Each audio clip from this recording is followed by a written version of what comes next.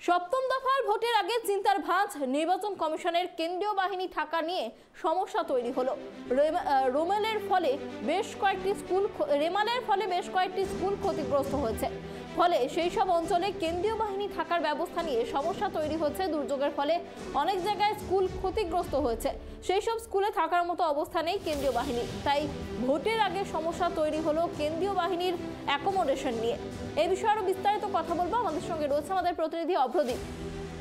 অভ্রদীপ, দেখো যে খবর পাওয়া যাচ্ছে সপ্তম দফার নির্বাচনের আগে এবার অ্যাকোমোডেশন, কেন্দ্রীয় বাহিনীর অ্যাকোমোডেশন নিয়ে সমস্যা, ঠিক কি ঘটনা ঘটেছে?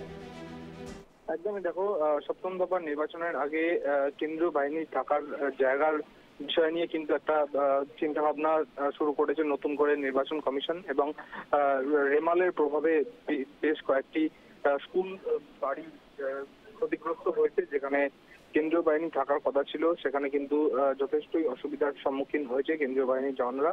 বিকল্প কি ব্যবস্থা করা যায় সেটাও কিন্তু খতিয়ে দেখছেন নির্বাচন কমিশন। অনেক ধন্যবাদ অভ্রদীপ আমাদের সঙ্গে থাকার জন্য।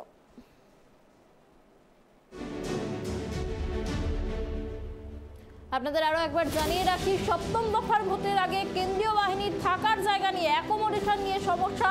রেমালের কারণে বহু স্কুল ক্ষতিগ্রস্ত হয়েছে বলে জানা যাচ্ছে। ফলে সেই সমস্ত স্কুলে কেন্দ্রীয় বাহিনীর জওয়ানরা থাকতে পারছেন না।